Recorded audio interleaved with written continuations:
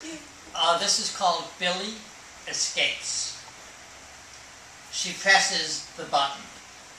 The old clanky machinery begins to whir as the elevator approaches their floor. Little Billy grips his grandmother's hand tightly. This is his first hospital visit. Mommy has been here for several weeks, but she has been refusing to see him. He's been staying with Grandma, which is nice, but he catches her crying sometimes, and it's very confusing. Is Mommy going to die? Billy asks one day. No, says Grandma, she's not going to die. She just needs a rest because she has been unhappy. Is she mad at me? Grandma doesn't answer. She leaves the room. She is always leaving the room. The elevator stops and Grandma pulls open the old grated door.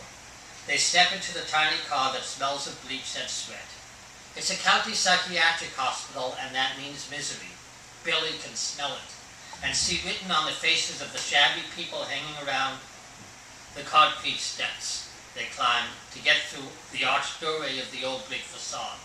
He can sense it in Grandma's tightly pressed lips and the handkerchief she keeps holding to her nose. But he can't name it.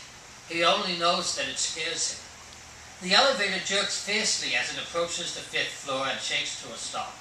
Grandma opens the door and helps Billy over the not quite level threshold into his mother's world. It is very dusty. There are a lot of very high windows with grimy yellow panes blocked by bars that make it impossible to walk right up to them. The ceiling is far away.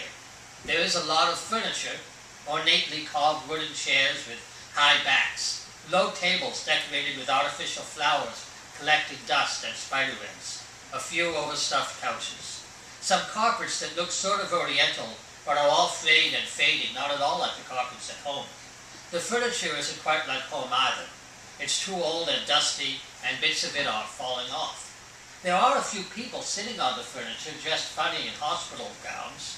One man in a gown sits with his legs spread wide, exposing his flaccid, hairy penis. Billy has never seen an old man's penis, and Grandma notices him looking. She grabs his hand and pulls him away, muttering, "Don't stare, that man is sick." "He doesn't look sick," says Billy, "just tired and naked. Why is he naked?" "Never mind," says Grandma. "Let's see if we can find out where your mother is." Billy gets very quiet then, because it's obvious that Grandma is using her "I'm in control" voice, and Billy knows this means she will tolerate no nonsense, and that he better not play the fool. Grandma never tolerates nonsense, but sometimes she is even more aggressive about it than others. This is one of those times. Grandma takes Billy through the large room and into a smaller one. In here the furniture is a bit more modern, and the flowers are fresh, not artificial. A few people seated quietly at square tables playing cards and drinking coffee or eating pastries. Instead of lamps, there are overhead fluorescent lights, and the floor is not tiled.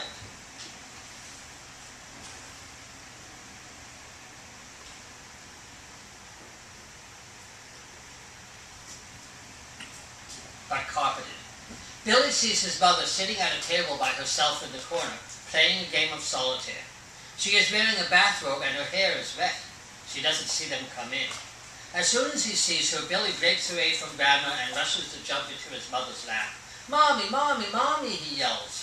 His mother bursts out laughing and grabs him and hugs him. "It's my Billy," she laughs. "My silly Billy, my silly Billy, Billy."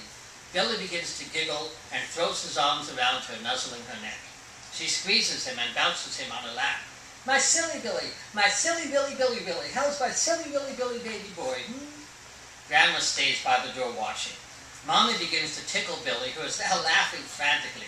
She lets him slide off her lap onto the floor and leans over him, tickling him aggressively as he screams with laughter, wriggling on the floor like a puppy. "How's my silly Billy? How's my silly Billy?" Her hands reach for his underarms, behind his knees, and around his belly. I'm sorry.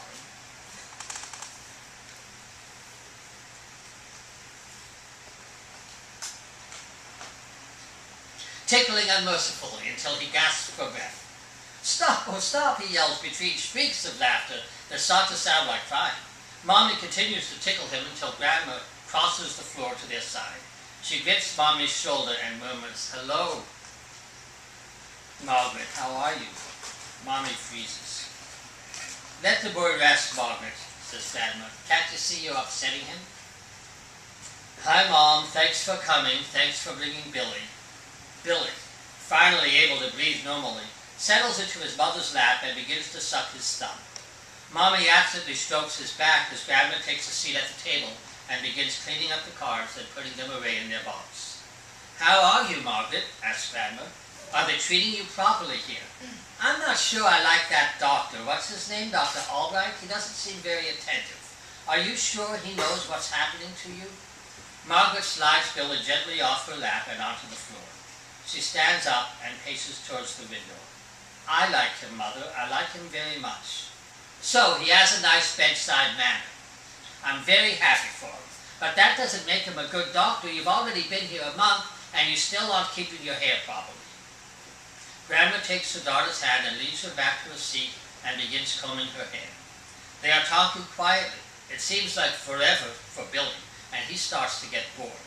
Soon he is wandering out of the room and is back in the large room with the old furniture. He likes it there. It's kind of spooky and fun. He pretends he's a soldier in the field and has to cross the room without being seen. He needs to get to the fort near the window, a humongous old couch. He has to dart from hiding place to hiding place, which he does. There are a few people sitting in the chairs, but nobody notices him. Finally, he makes it to the couch fort and climbs underneath. He pulls some pillows off the couch to hide behind, so that he feels he's in his own cave. This is great. He giggles to himself. It's very quiet, but Billy is not scared. He's happy. He likes being in a cave. As his eyes adjust to the darkness, he begins to look around. The cave is huge and seems to go forever in every direction. He looks up and is not surprised to see stars. A wind begins to blow. He's left the room far behind. Like Narnia, he tells himself, secretly and deliciously. He thinks about getting up to explore, but he doesn't. He knows that if he tries to stand, the spell will be broken and he'll be back hiding under the couch in the spooky room with the funny smells. He doesn't want to go back there. There's something evil about it. This is better. He feels sleepy and curls up in a pillow with his thumb in his mouth and begins to nap. He dreams of a witch in a tower. He dreams of a giant octopus. He dreams of a sleeping princess and a handsome prince. He dreams of evil stepmothers calling his name. He snuggles deeper into the pillow. Billy! The call is loud. Billy, where are you? It's Grandma. Billy has an almost irresistible urge to giggle wildly, but this urge scares him. He suddenly thinks he must be very quiet. He hugs the pillow hard and pulls his knees up to his chest. He really can feel the wind blowing now. Something flies by his face. He looks down and thinks he is on a hill and could fall. Billy, you are in trouble, young man. I won't stand for this nonsense. At that, Billy really does begin to giggle. But his giggle is strange. Not as little boys giggle at all, but a kind of manly giggle. Deep, gruff, almost animal. It feels a bit like a roar.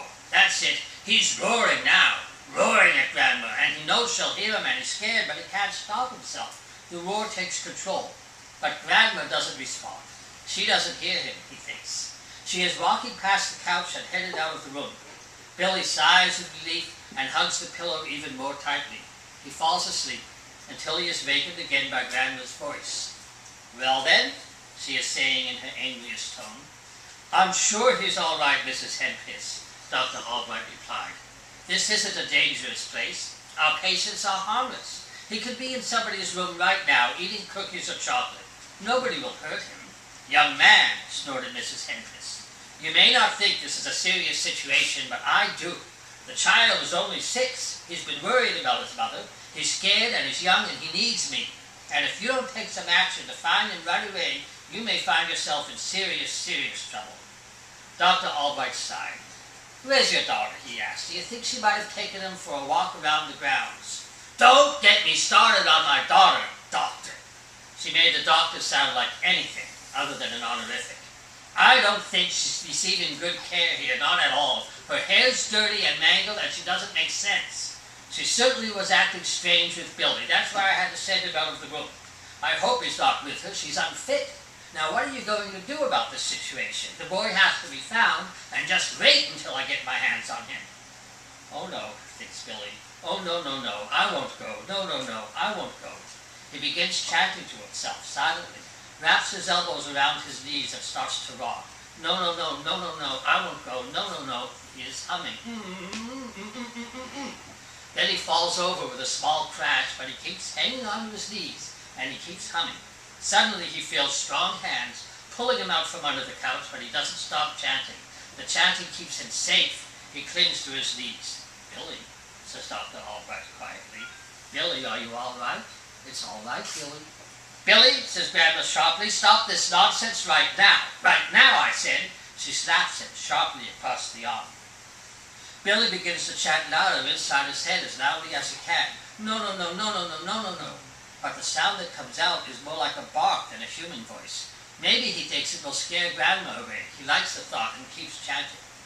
Mrs. Henpiss, says Dr. Albright somewhat firmly, let me hold the boy. He's scared, and I think he's in trouble. Of course he's in trouble, said Grandma. He should never have been allowed to come here. Why did you allow it? Why did you let him see his mother in her condition? It's your fault, Doctor, and you're going to have to do something. We'll keep him overnight, says Dr. Albright. He's upset and scared after seeing his mother. Spending one night with her will help him feel better. Oh, no, you don't, said Grandma. You've already got my daughter. You're not getting him. I don't believe in any of this nonsense. Next you'll be saying everything is my fault, my fault, my fault, my fault, my fault. Grandma is startled by the sudden chanting inside her head and stamps her foot to stop it. It works. Then Billy heard his mother's voice from across the room. He's staying, Mother, she says. Now, Margaret, don't. Mother, that's enough. I'm depressed, but I'm not crazy. He's my son, and I can make this decision. He stays here with me. Doctor, are you going to permit this? Actually, Mrs. Henpiss, I completely approve. Well, you have not heard the end of this, sir.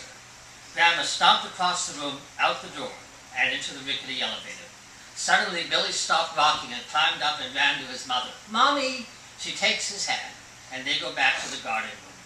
Dr. Albright walks to the window and peers past the curtain at Mrs. Henkiss, who is exiting the front door and down the hallway towards the parking lot, busy with her cell phone. He smiles before returning to his office to write up his notes. Things have got better than he expected.